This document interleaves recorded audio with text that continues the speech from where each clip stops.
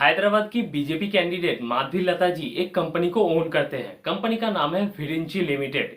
PSU stock की rally तो हमने देखी। तो क्या अगर बीजेपी इलेक्शन जीतता है और हैदराबाद से माधवी लता जी इलेक्शन जीतता है तो इस कंपनी में रैली देखा जा सकता है कि नहीं, इसे समझने की कोशिश करते हैं। देखिए, विरिंची लिमिटेड बोलने के लिए तो एक आईटी कंपनी है, मगर कंपनी 4 सेगमेंट में अपना बिजनेस करता है। कंपनी का 2 बिजनेस यूएस बेस है। पहला बिजनेस है डाटा सेंटर और आईटी रिलेटेड, और दूसरा बिजनेस है एनबीएफसी को लोन मैनेजमेंट प्रोवाइड करना। कंपनी का तीसरा बिजनेस सबसे सक्सेसफुल बिजनेस है, क्योंकि यही रेवेन्यू में सबसे ज्यादा कंट्रीब्यूट करता है।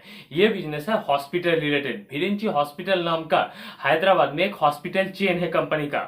और चौथा बिजनेस है कंपनी के नाम पे एक ऐप है। इस ऐप के थ्रू कंपनी यूपीआई ट्रांजैक्शन में और लोगों को क्रेडिट देने में मदद करता है। तो विरिंची लिमिटेड के बिजनेस मॉडल के बारे में तो हमने बात कर लिया। अब समझते हैं कंपनी के फिनेंशियल्स क्या है। देखिए, कंपनी के फिनेंशियल्स में सबसे जो पॉजिटिव बात है वही कंपनी के लिए सबसे ज्यादा नेगेटिव बात है, क्योंकि कंपनी एक स्मॉल कैप कंपनी है। मार्केट कैप है 377 करोड़। इस कंपनी में डेप्थ है 330 करोड़ का, और कंपनी सेल करता है 300 करोड़ का। मतलब इसे पॉजिटिवली ले या फिर नेगेटिवली ले, मैं खुद कॉन्फ्यूज हूं। क्योंकि समझिए, 377 करोड़ की कंपनी अगर 300 करोड़ का सेल करती है तो ये तो एक अच्छी बात है, मगर कंपनी के पास लोन है 330 करोड़ का, इसीलिए मैं खुद कंफ्यूज हूं। अगर कंपनीज के कुछ बाकी और रेशियोज देखे तो आरओई आरओसी कुछ खास नहीं है। कंपनी के 3% 8% करके है। कंपनी 28 के पी में बिक रहा है, तो पी के हिसाब से मुझे तो कंपनी महंगा ही लगता है। अब अगर कंपनी के सेल्स ग्रोथ देखे तो सेल्स ग्रोथ तो माइनस में है, 3 साल का भी और 5 साल का भी।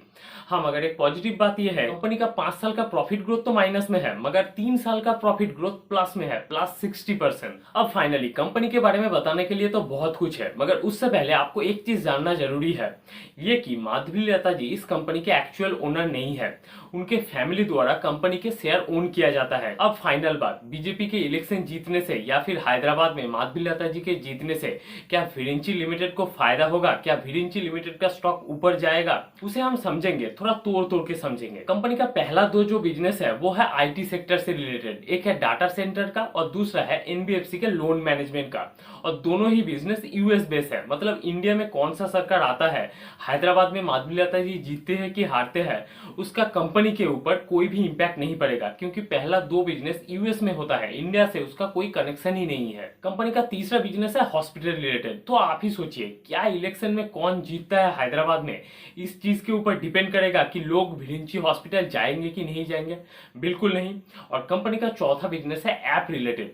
आप ही सोचिए, कंपनी के ऐप से कोई लोन लेगा या फिर यूपीआई ट्रांजैक्शन करेगा, इस बात के वजह से कि विरिंची लिमिटेड के ओनर माधवी लता जी के फैमिली है, इस बात का कोई सेंस नहीं है। मतलब माधवी लता जी इलेक्शन जीतते हैं कि हारते हैं, बीजेपी इलेक्शन जीतता है कि हारता है, इसका कंपनी के ऊपर कोई भी इंपैक्ट नहीं पड़ेगा लॉन्ग टर्म में।